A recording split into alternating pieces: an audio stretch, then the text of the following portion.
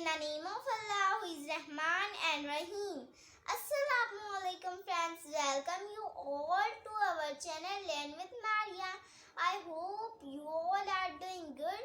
Learn with Maria میں ہمارا آج کا ٹاپک اسماء حسنہ کے بارے میں ہے۔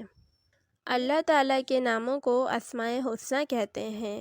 اللہ کے رسول صلی اللہ علیہ وسلم نے ارشاد فرمایا، اللہ تعالیٰ کے 99 نام ہیں، جو بھی ان کو یاد کرے گا وہ جنت میں داخل ہوگا۔ اس لیے ہم سب کو یہ تمام نام زبانی یاد کرنے چاہیے۔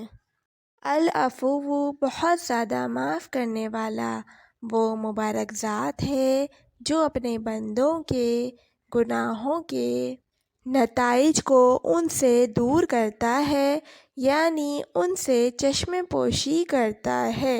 بندے اس سلوک کے مستحق تب ہوتے ہیں جب وہ گناہوں سے توبہ کریں، اللہ تعالیٰ سے اپنے گناہوں کی معافی مانگیں اور گناہوں سے رک جائیں۔ یہ اسم مبارک قرآن کریم میں 5 مرتبہ آیا ہے۔ العفو وہ ذات ہے جس کی صفت ہی معاف کرنا، بخشنا اور درگزر کرنا ہے۔ اپنے بندوں کو معاف کرنا، ان کی توبہ قبول کرنا اور ان کی خطاؤں سے درگزر کرنا اللہ تعالیٰ کی خاص صفت ہے۔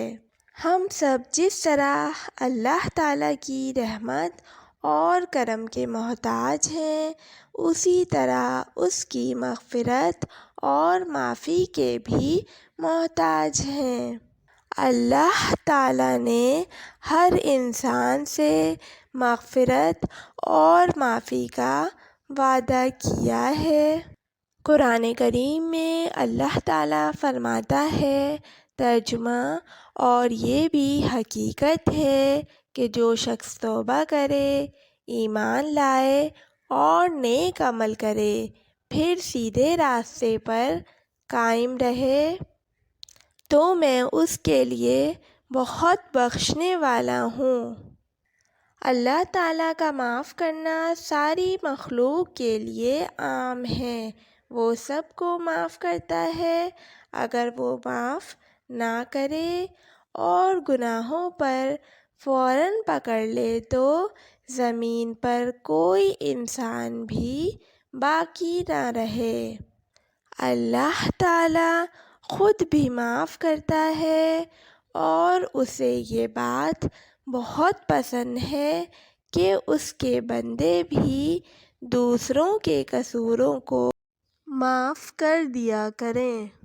اللہ تعالیٰ نے اپنے بندوں کو دوسروں کو معاف کرنے اور ان کی غلطیوں سے درگزر کرنے کی ترغیب دی ہے۔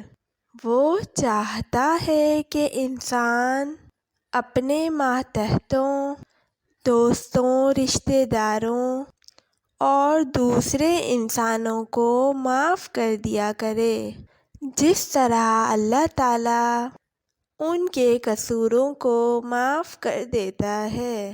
اللہ تعالیٰ کی ذات بڑی ہی رحیم و کریم ہے، اور اگر انسانوں کو اللہ تعالیٰ کی اس صفت کا مکمل دھیان اور یقین ہو تو انہیں اللہ تعالیٰ سے بے حد محبت ہو جائے گی۔ اللہ تعالیٰ کی یہ صفت رحمت اس کی صفت غضب پر غالب ہے۔